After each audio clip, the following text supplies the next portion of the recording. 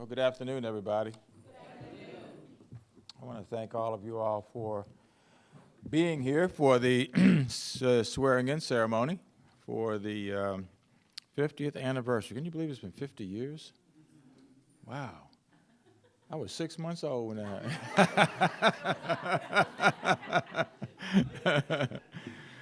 The 50th anniversary of the March on Washington, and delighted to be able to appoint our committee to represent us.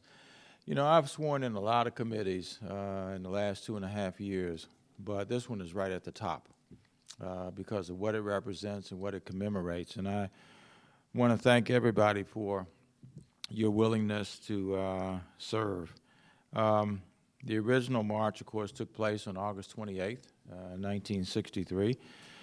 And I don't have any doubt that virtually everybody in this room was there and participated in that extraordinary, historic march at the time.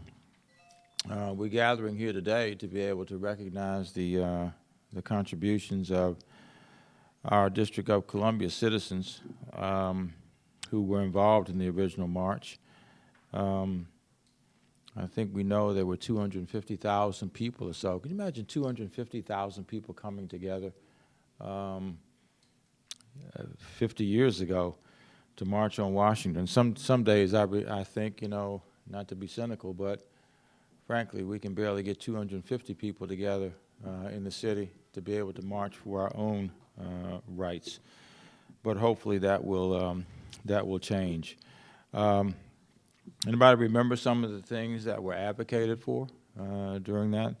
Obviously, the elimination of segregation in our public schools, which even though it had been eliminated by Brown versus Board of Education 9 years prior to that, there still was de facto segregation in our schools.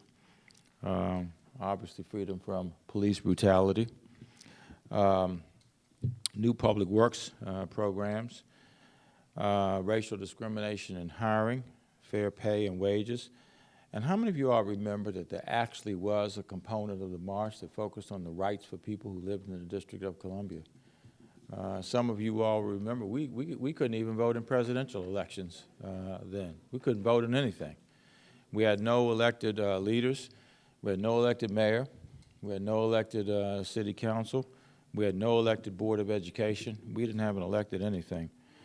And we're still fighting the fight for self-government here in the city, obviously. We put together a committee which I think is quite illustrious. It's racially diverse, ethnically diverse. It's chronologically diverse. We've got unions, we've got management, we've got people from all across the city. We've got people who are and have been respected legislators in the city, historians, activists, religious leaders, media, and cultural commentators, among a number of others.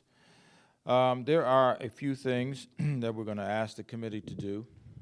First is to identify and highlight local landmarks and works of arts and civil rights leaders and other seminal events from that period, especially to be able to focus on. And Frank, I don't want to single you out, but I know that the Civil War Museum has to be a focal point of what we do, and I want to thank you again for the work you've done to bring that to the city. And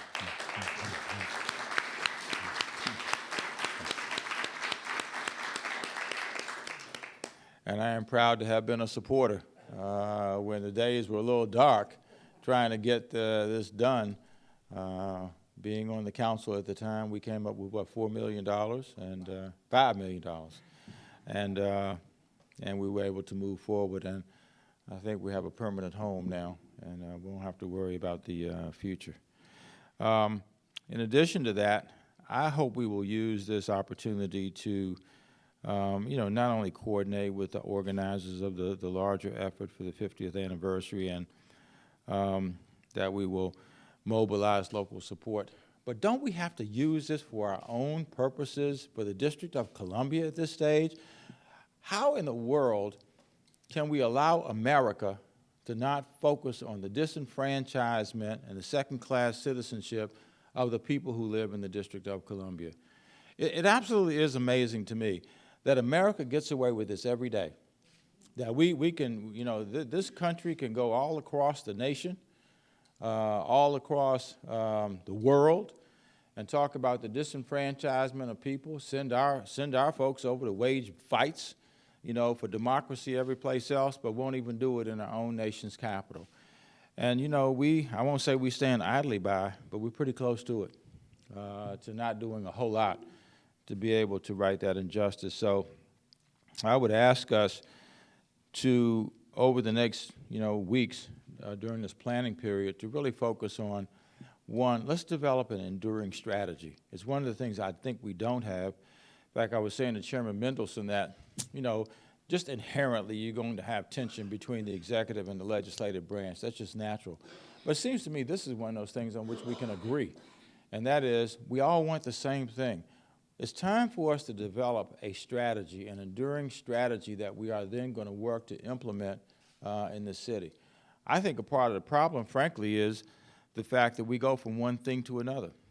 That somebody has a march today, but it doesn't fit into any context.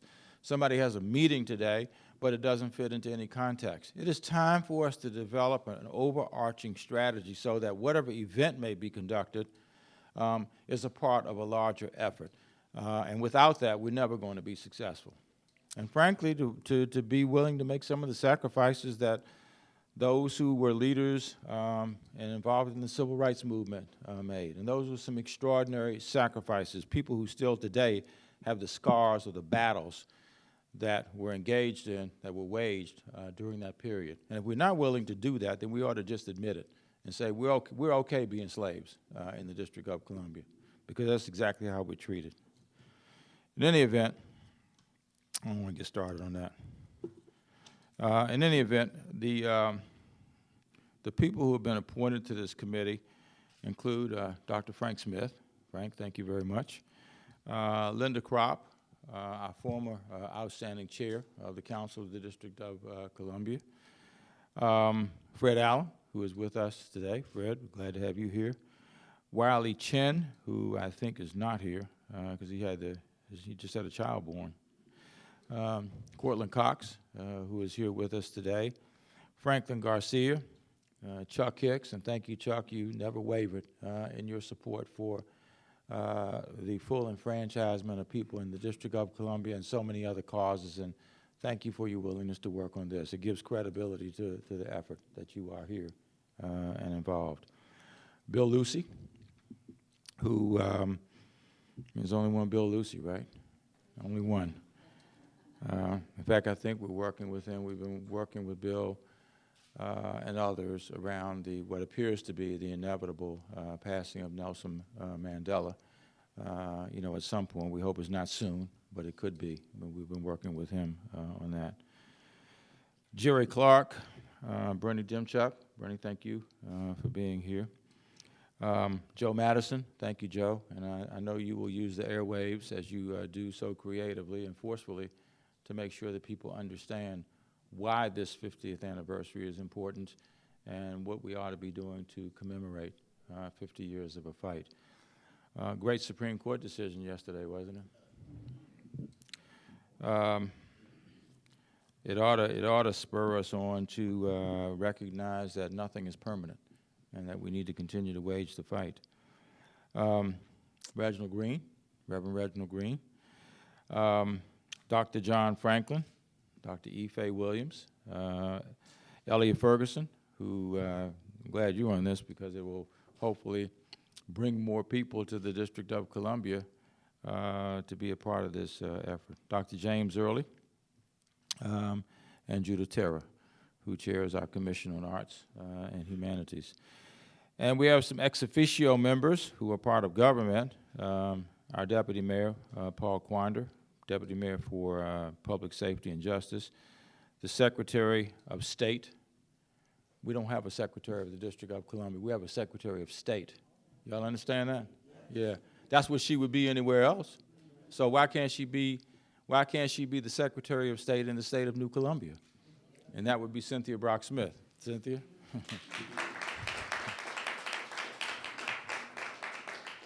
Gustavo Velasquez, and the chairman of the council, Phil Mendelson, and of course, Councilmember Marion Barry, who has had such an instrumental role in the civil rights movement since its very inception, back in the very inception of that era anyway, back in the 1950s.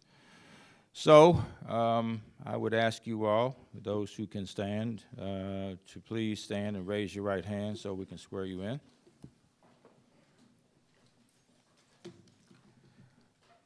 I, and state your name, do solemnly swear that I will faithfully execute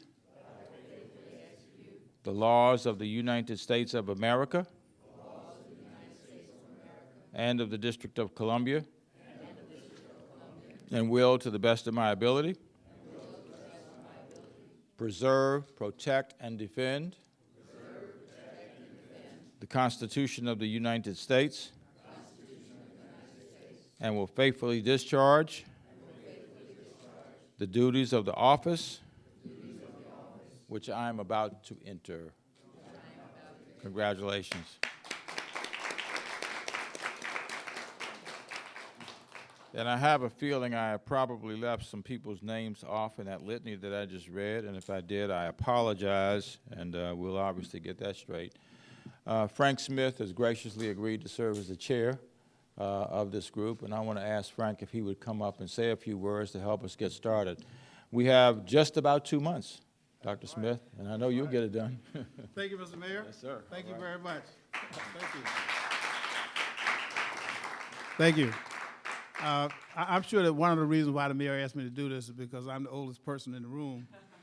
And, and that's right. I mean, I was old enough to have been in the march. And I was here. I was one of those people who came up from the Mississippi Delta, from Greenwood, Mississippi, fresh out of one of those Mississippi jails that Dr. King referred to in his speech, to come see this march and march in this march. And quite honestly, I think I've said this before. I think that working as a SNCC organizer in Mississippi was a pretty isolated job. You actually were by yourself. I was in Holly Springs, Mississippi, as a lone civil rights worker, so I had to become an organizer. I had to find me some help, a car and a place to stay and food, and then people to march and go to jail. And so when Jimmy Travis got shot in Greenwood, they brought all 22 of us from the whole state to Greenwood, Mississippi, and that's where I was when we were leading up to the march. But I remember looking out at this crowd in 1963 and seeing what looked like a sea of people. The press said it was 250,000 people, but it looked like 250 million people to me. I'd never seen that many people anywhere in my life before, and it was a mixed group of black and white and Hispanic and old people and young people, and that was the first time I ever thought that we might make a difference. Working in those back roads of Mississippi, teaching people one by one to fill out a form, an application form to register to vote when the people weren't going to let them register anyway. We knew that. And then they would put their name in the paper just to punish them so the Klan could have an address to go to at night so they know whose house to go set on fire. And so we knew they weren't going to let these people register unless something really dramatic happened. And I have to say that the magic of that moment for those of us who had to go back from here into those same Mississippi and Alabama places was and so to celebrate 50 years of that, we've been around long enough now to have children and grandchildren, and Lord blessed us to stay here for some reason, and we all have to give an account for ourselves, and so we're going to give an account for ourselves in celebrating this, the 50th anniversary. And I think we can do this and make the District of Columbia proud. We can do it in a way where we can actually bring attention to the fact that D.C. still does not have full representation, and we can do it in a way where we can have, as the mayor says, some kind of a resounding presence that will continue to reverberate long after we get past August the 28th. So welcome to the team. I'm glad to be able to play a little role in that myself, and I look forward to working with you guys. We got a lot of work to do in a short time, but we can do it. Thank you.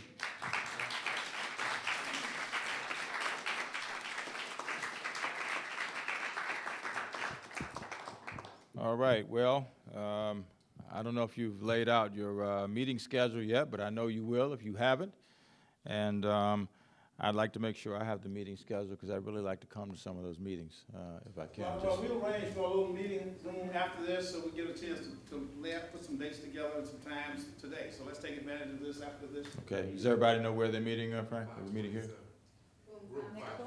527, that's right up the hall. Right up the hall. All right. All right, well, I'll let you all get to it. Thank you all very much, and let's make this a very eventful occasion.